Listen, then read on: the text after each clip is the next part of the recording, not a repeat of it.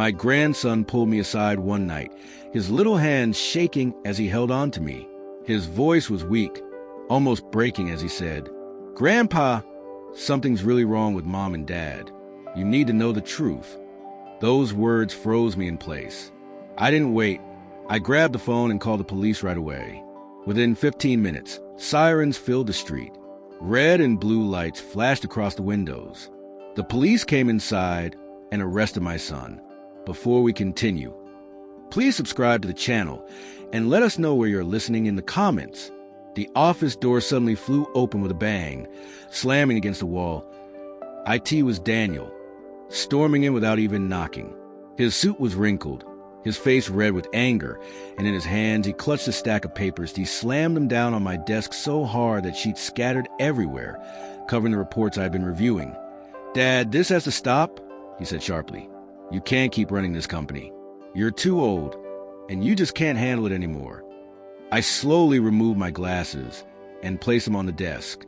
Years of business had taught me patience, but nothing had prepared me for facing my own son like this. "What exactly is it that you think I can't handle, Daniel?" I asked calmly.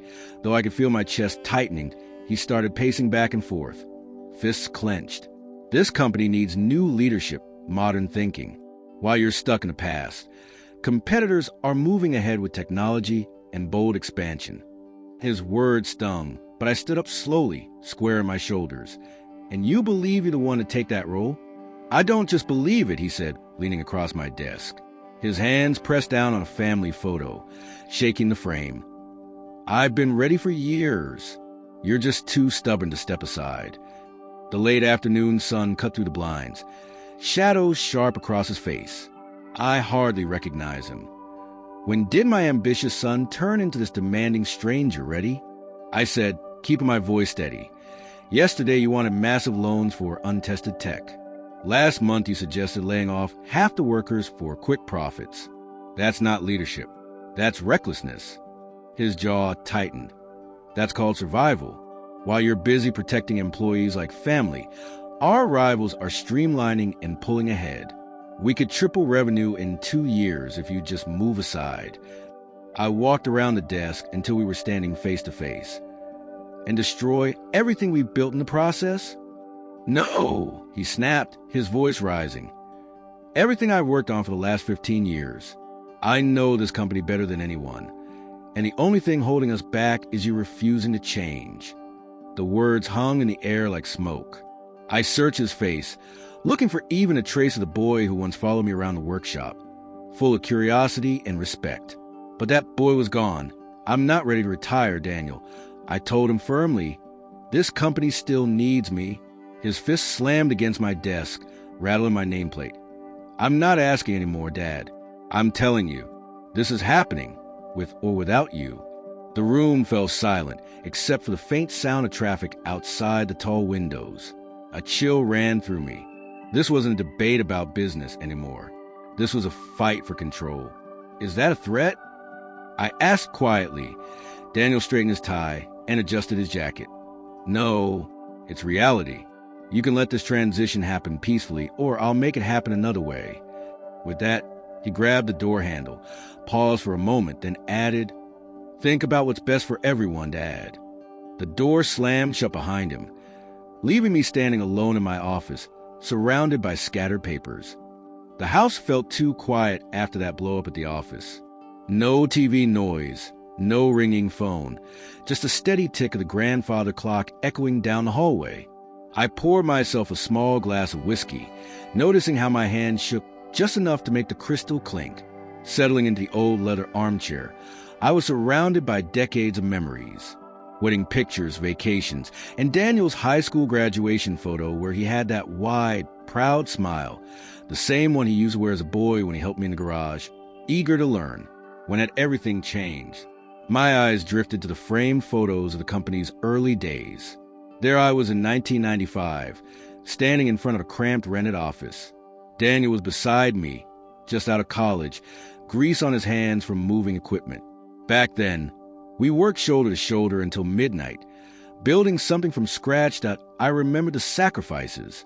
Late nights, missed dinners, endless worry over whether a contract would fall through. Every step of growth came through patience and risk. From a garage startup to hundreds of employees, from barely paying the bills to millions in revenue. I built it steadily, carefully, not reckless. Maybe that's the problem. Daniel never felt those early struggles. He entered when success was already guaranteed. Paychecks came on time. Expansion was expected. He had inherited confidence without the cost of failure. But was I being fair? Was I holding on for the good of the company? Or just because I couldn't let go of the identity I'd built for myself? The questions kept circling, refusing to give me peace. I finally picked up my phone and dialed Richard Hale, my old business mentor and closest friend. He'd guided me for decades through wins and mistakes alike. "Bill," Richard's warm voice came through. "Everything all right? Daniel and I had out today. I admitted he wants control now. He thinks I'm finished." I gave him the short version of the confrontation, though I kept the sting of Daniel's words to myself. Richard was quiet for a moment. Family businesses are never easy. The real question is, do you believe he's truly ready? I sighed, swirling the whiskey in my glass, watching it glint under the lamp. He's capable, but he's impatient. He wants everything overnight.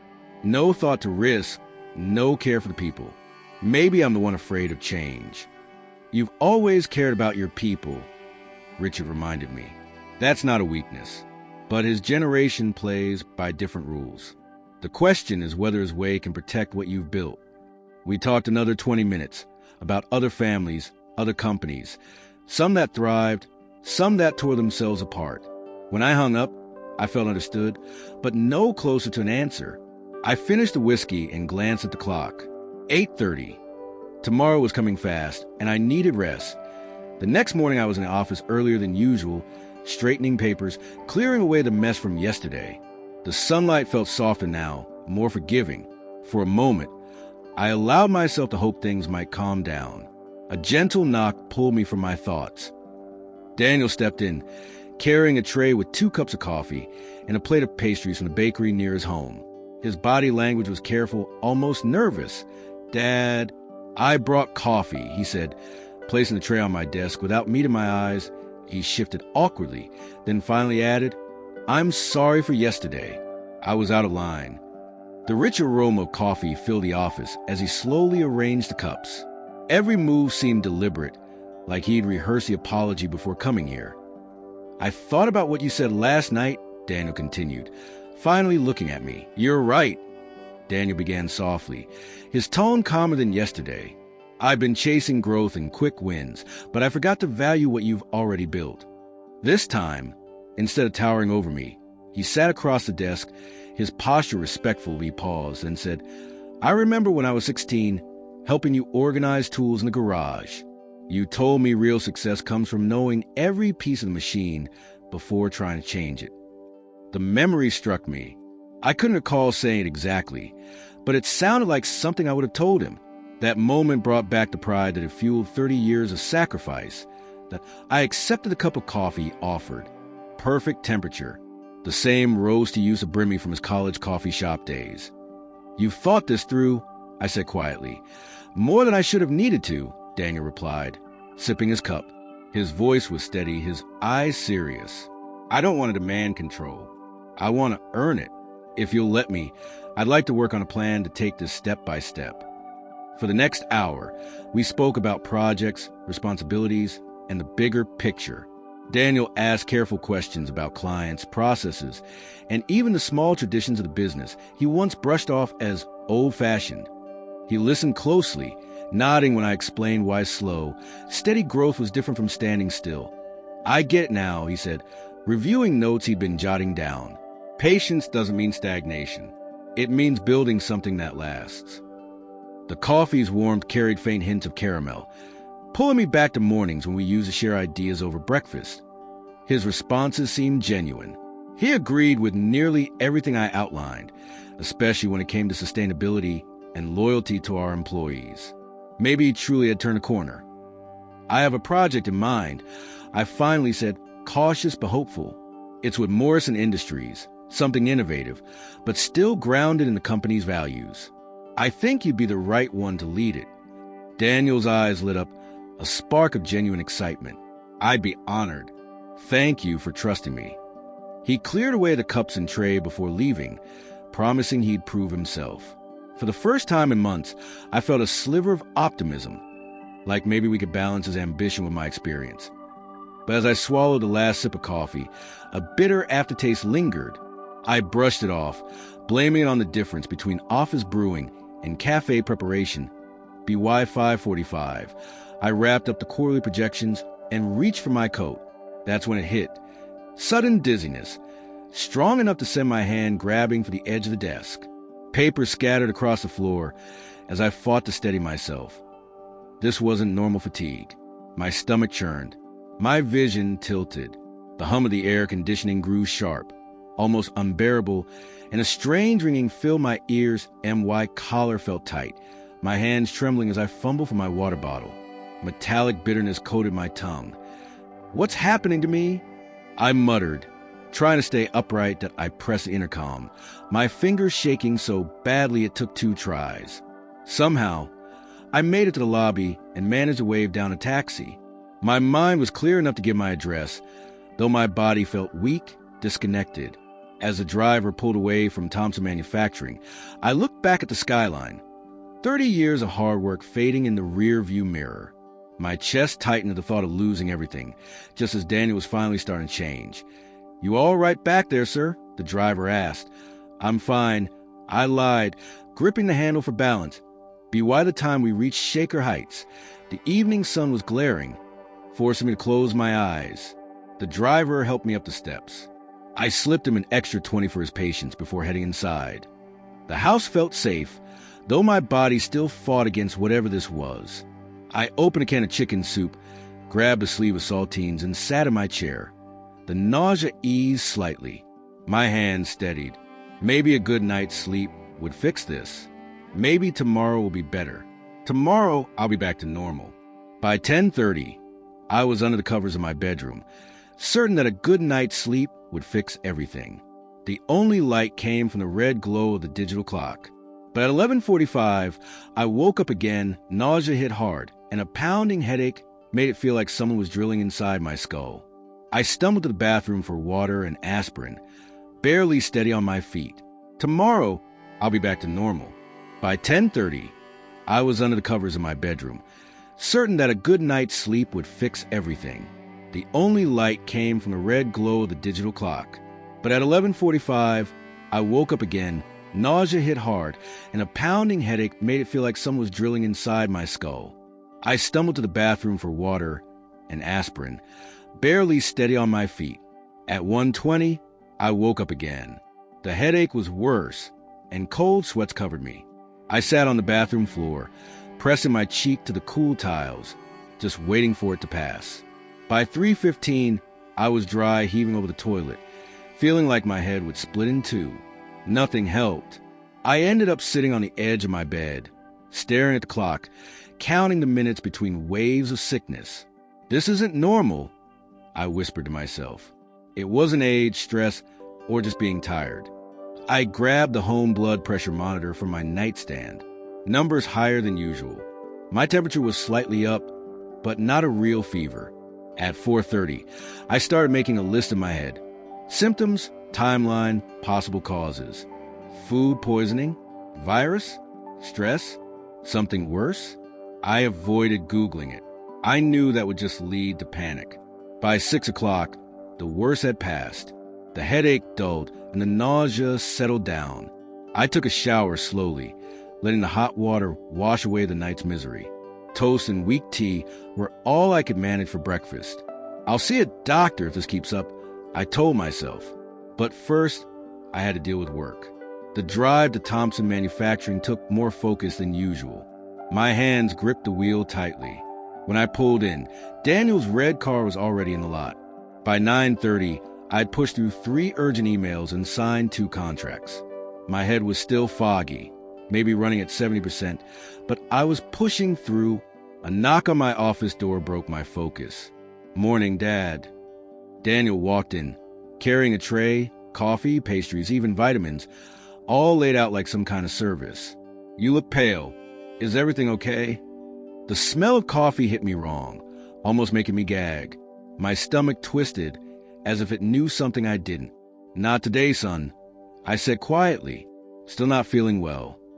Daniel's face flickered. Maybe disappointment, maybe something else.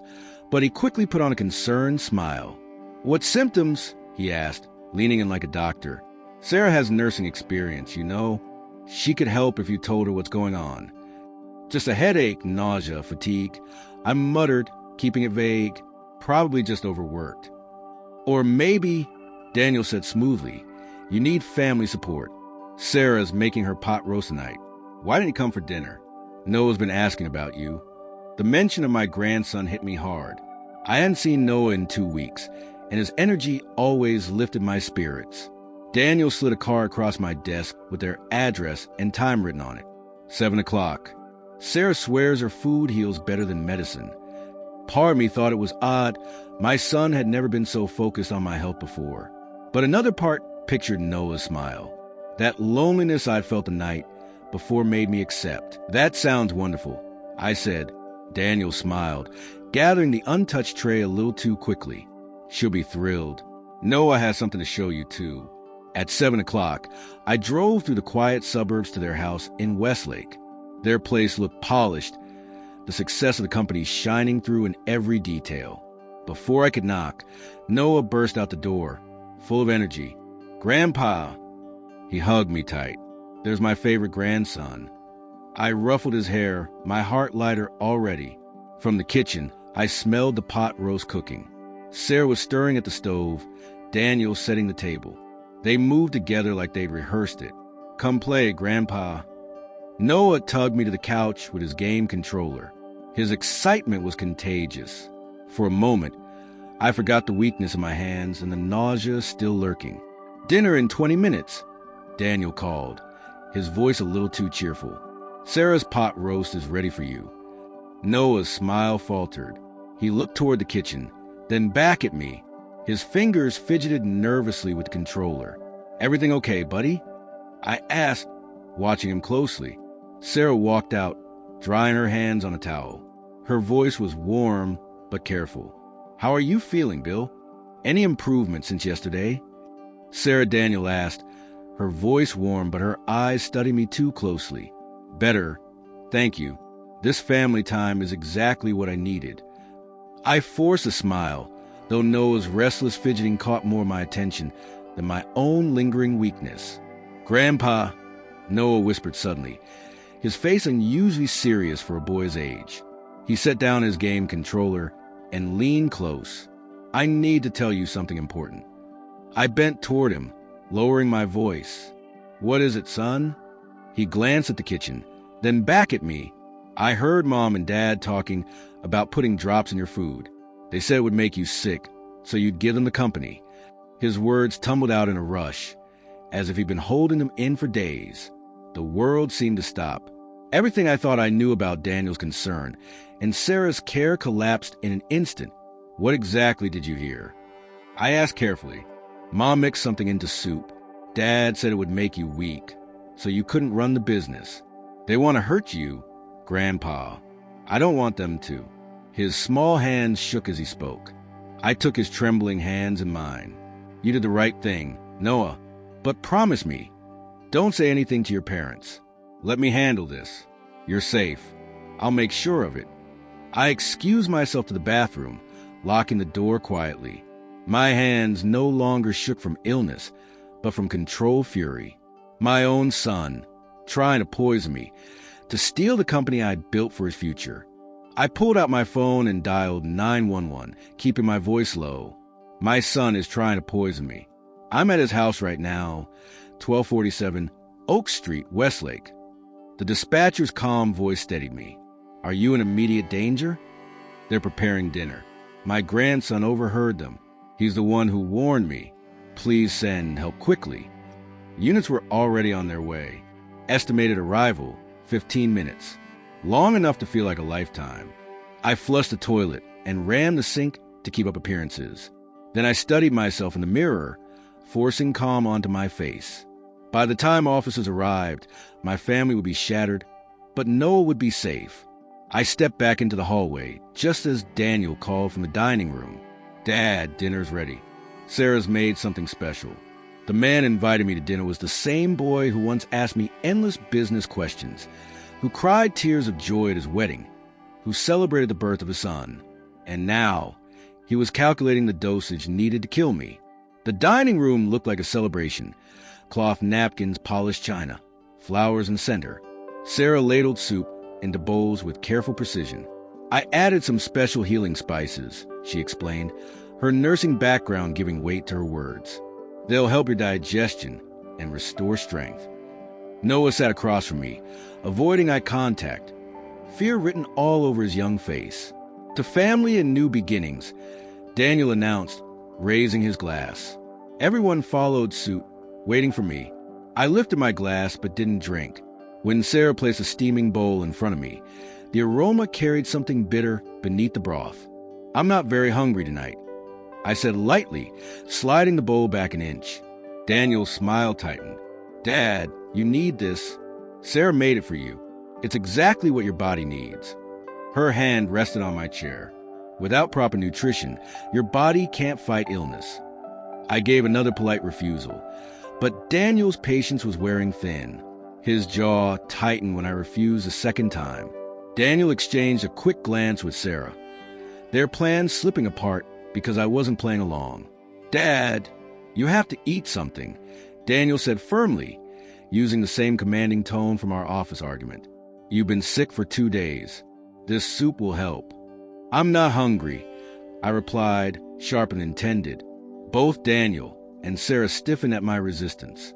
Suddenly, the sound of car doors slammed outside. Heavy footsteps approached the front walkway, followed by a hard knock that made everyone freeze. "Police, open the door." Daniel's face was drained of color. "Who called the police?"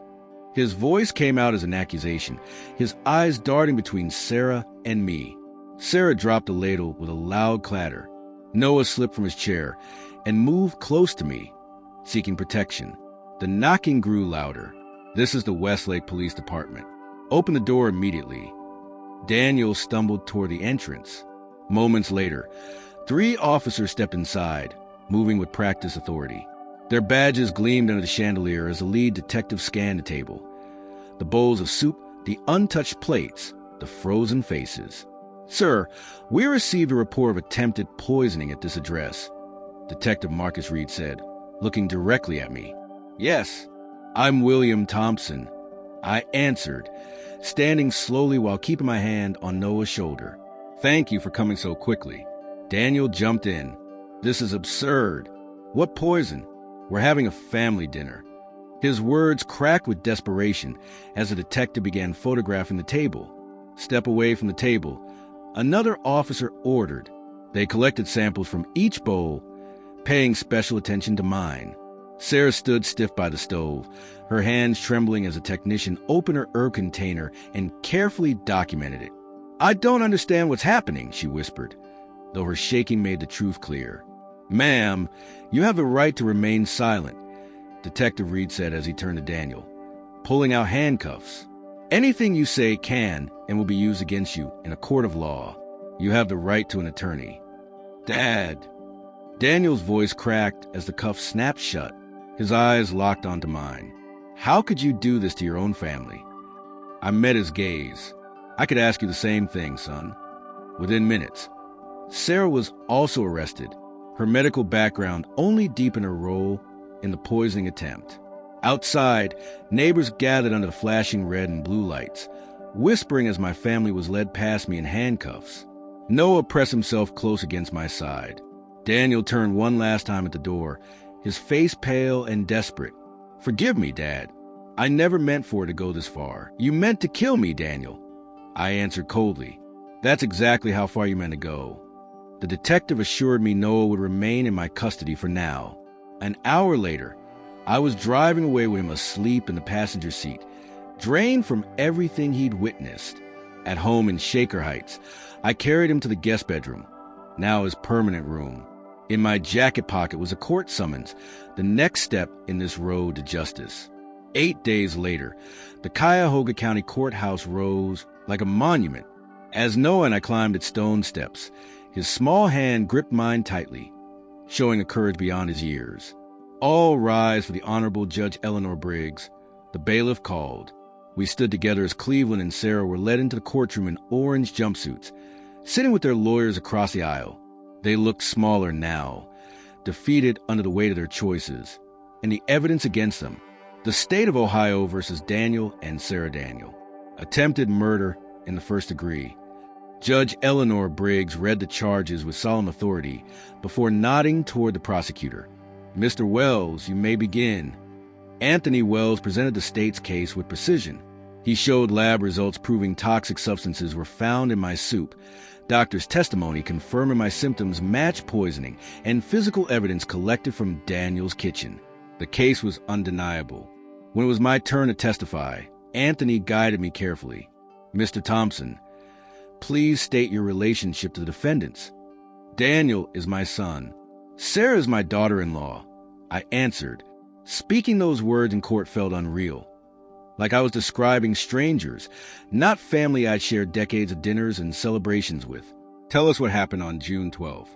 I explained the dinner invitation, Noah's warning, and how they pushed me to eat what I later learned was poisoned.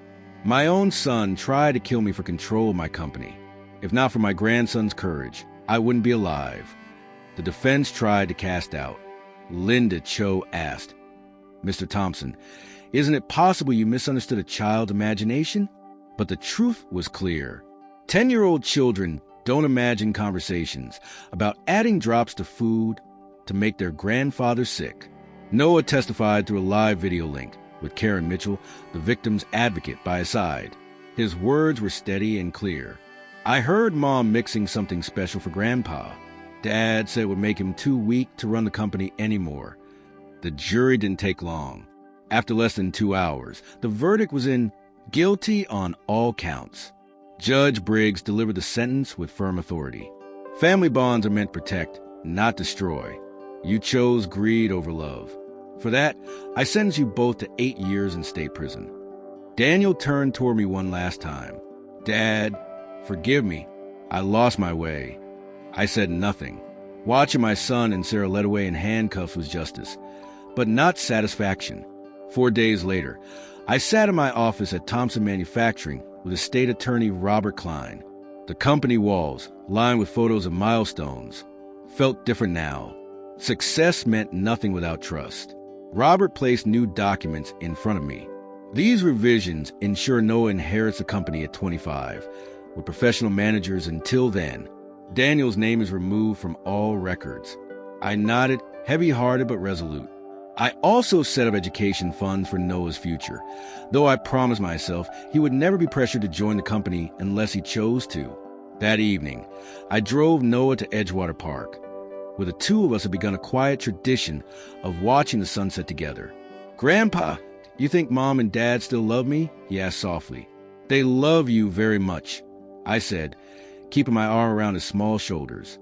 They made terrible choices about money and power, but their love for you has never been in question. We sat together, watching the boats glide across Lake Erie. Sometimes people lose sight of what matters most. We talked about his new school, his weekend activities, and how living with me wasn't temporary anymore. His strength amazed me. Even after everything, he still found reason to smile. Will I run the company someday? He asked. Only if you want to. You'll have choices, Noah, and I'll support whatever makes you happy. The sunset painted everything golden as we sat on our favorite bench. The most important lesson, I told him, is that real wealth comes from relationships built on trust. Walking back to the car, hand in hand, I felt lighter than I had in years. Justice had been served. Family bonds had been broken, but also rebuilt where they mattered most. Noah laughed when I suggested ice cream for dinner, and in that laughter, I heard the start of a new legacy. The night began with betrayal, heartbreak, and pain, yet ended with a glimmer of hope. Even in our darkest hours, life is a way of reminding us that healing is possible. This was one chapter in a larger story of silent tears, where emotions speak louder than words. Thank you for watching. Share your thoughts below, and don't forget to subscribe for more stories that touch the soul.